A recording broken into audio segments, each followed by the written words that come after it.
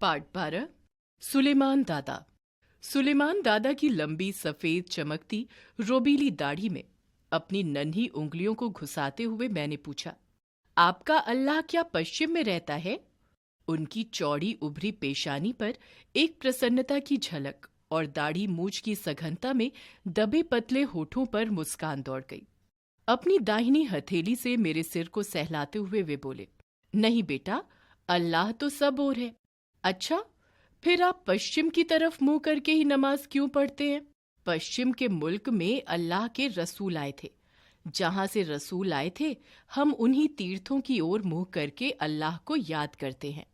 अच्छा दादा, यह बताइए कि ये आपके तीर्थ यहाँ से कितनी दूर होंगे? बहुत दूर। जहां सूरज डूबता है वहां? नहीं, उससे कुछ इधर ही। सुलेमान दादा, क्या आप उन तीर्थों में गए हैं? सुलेमान दादा की बड़ी बड़ी आंखों में आंसू डबडबाए। उनका चेहरा लाल हो उठा। अवरुद्ध कंठ से बोले, वहां जाने में बहुत रुपया खर्च होता है बेटा।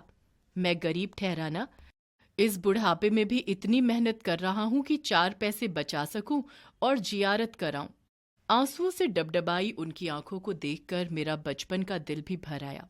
मैंने उनसे कहा, दादा, आप मेरे मामा जी से कुछ कर्ज क्यों नहीं ले लेते? कर्ज लेकर तीरथ करने में सबाब नहीं मिलता बबुआ। अल्लाह ने चाहा तो 1-2 साल में मैं इतने जमा कर ही लूंगा कि वहां जा सकूं। मैंने कहा, वहां से मेरे लिए कुछ उपहार जरूर लाना। क्या लेकर आओगे? खजूर और छुहारे। वहां से लोग यही लाते हैं। ठीक है, मेरे लिए छुहारे ही लाइएगा, लेकिन 1 दर्जन से कम नहीं लूंगा। सुलेमान दादा की सफेद दाढ़ी मूछ के बीच उनके सफेद दांत चमक रहे थे। कुछ देर तक मुझे दुलारते रहे, फिर कुछ रुक कर बोले, अच्छा, अब जाइए, खेलिए, मैं जरा यह काम पूरा कर लूं। पूरा काम नहीं करने से अल्लाह नाराज हो जाएंगे। मैंने तुनक कर पूछा, क्या आपके अल्लाह बहुत गुस्सैल हैं? इस पर सुलेमान दादा जोर से हंसे और एक बार मेरे सिर पर हथेली फेरी और बोले, बच्चों से वे बहुत खुश रहते हैं बेटा। कहकर मुझे अपने कंधे पर ले लिया।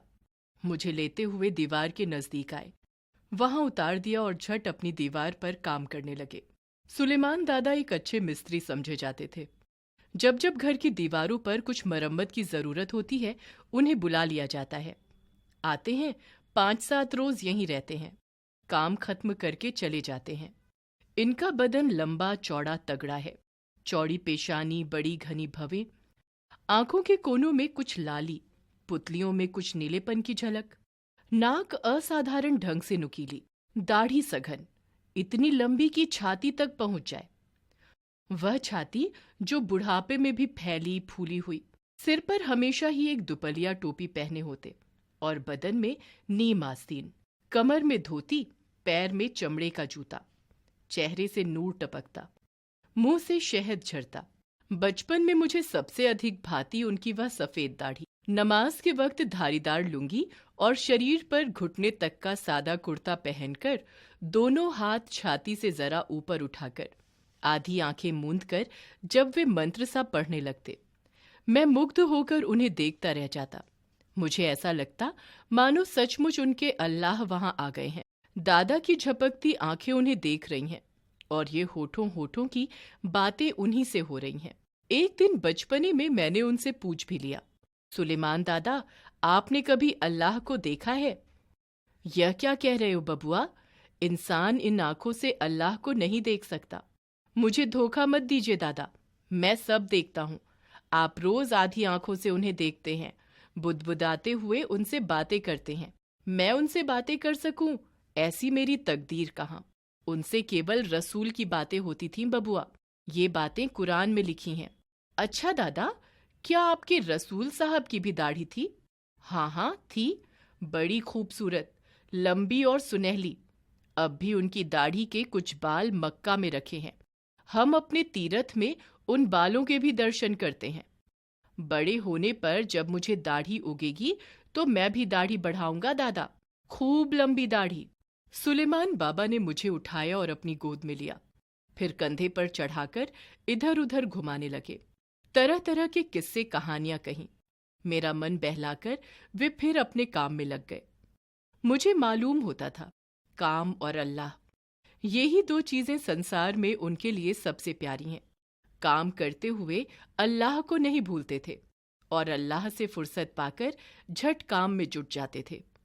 काम और अल्लाह का ये मेल उनके दिल में प्रेम की मंदाकिनी बहाता था, जिसमें मेरे जैसे भी बड़े मजे से डुबकियां लगा सकते थे। नानी ने कहा, सवेरे नहा खा लो, आज तुम्हें हुसैन साहब के पैक में जाना होगा। सुलेमान दादा आते ही होंगे।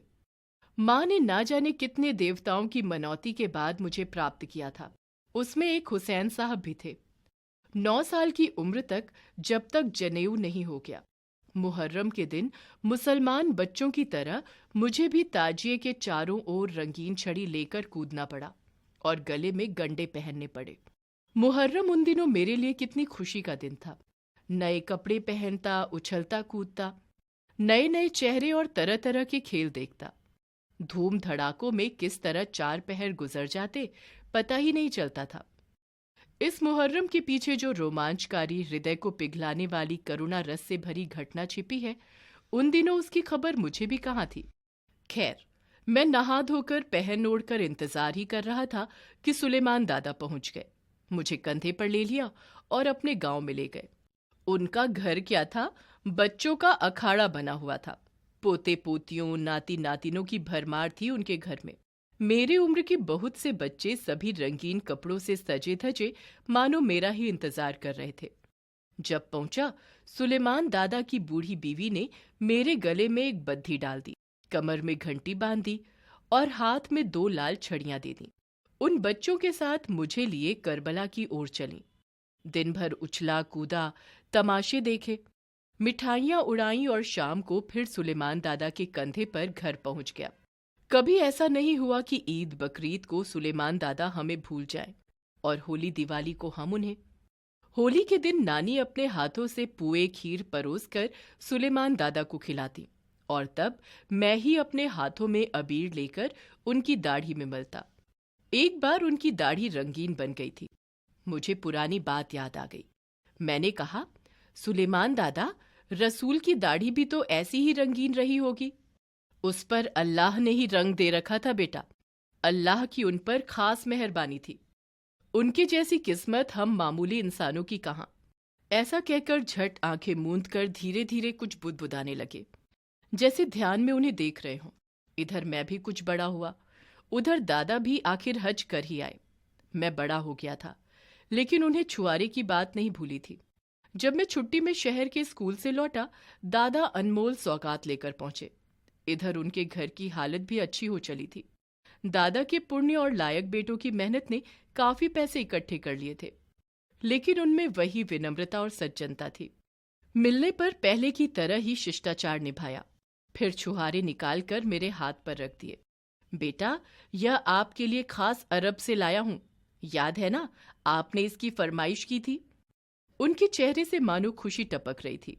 छुआरे लिए, सिर चढ़ाया, ख्वाहिश हुई काश आज फिर मैं बच्चा हो पाता और उनके कंधे पर लिपट कर उनकी नूरानी हो चली सफेद दाढ़ी में उंगलियां घुसाकर उन्हें दादा दादा कहकर पुकार उठता। लेकिन ना मैं अब बच्चा हो सकता था, न जुबान में वह मासूमियत और पवित्रता रह गई थी। अंग्रेजी स्कूल के वातावरण ने अजीब अस्वाभाविकता ला दी थी। शायद एक चीज अब भी पवित्र रह गई थी। आंखों के आंसुओं ने छलक कर अपने को पवित्र कर चुपचाप ही उनके चरणों में श्रद्धांजलि चढ़ा दी। हज से लौटने के बाद सुलेमान दादा का ज्यादा वक्त नमाज आदि में ही व्यतीत होता था। दिन भर उनके हाथों में तस्बीह के दाने घूमते और उनकी जबान अल्लाह की रट लगाए रहती। बड़े बड़े झगड़ों की पंचायतों में दूर दूर के हिंदू मुसलमान उन्हें पंच बदते थे। उनकी ईमानदारी और सच्चाई के चर्चे दूर दूर तक थे। सुलेमान दादा का एक और अरमान बाकी था, मस्जिद बनाने का। मेरे मामा का मंदिर उन्होंने ही बनाया था। उन दिनों वे साधारण मिस्त्री थे, लेकिन तब भी कहा करते, अल्लाह ने चाहा तो मैं भी एक मस्जिद जरूर बनवाऊंगा। अल्लाह ने चाहा और वैसा दिन आया। उनकी मस्जिद बनकर तैयार हो गई। गांव के ही लायक एक छोटी सी मस्जिद, लेकिन बड़ी ही खूबसूरत। दादा ने अपनी जिंदगी भर की कला इसमें खर्च कर दी थी। हाथ में इतनी ताकत नहीं रह गई थी कि अब खुद करनी या वसूली पकड़े। लेकिन दिन भर बैठे बैठे एक एक ईंट की जुड़ाई पर ध्यान रखते और उसके भीतर भीतर जो बेल बूटे काढ़े गए थे उनके सारे नक्शे उन्होंने ही बनाए थे और उनका काढ़ा जाना उनकी ही बारीक निगरानी में हुआ था। मेरे मामा जी के बगीचे में शीशम, कटहल आदि इमारतों में काम आने वाले पेड़ों की भरमार थी। मस्जिद की सारी लकड़ी हमारे ही बगीचे से गई थी। जिस दिन मस्जिद बनकर तैयार हो गई उस दिन सुलेमान दादा ने इलाके के प्रतिष्ठित लोगों को न्योता दिया था। जुमा का दिन था। जितने मुसलमान थे सबने उसमें नमाज पढ़ी थी। जितने हिंदू आए थे उनके सत्कार के लिए दादा ने हिंदू हलवाई रखकर तरह तरह की मिठाइयां बनवाई थीं। पान इलायची का प्रबंध भी किया था।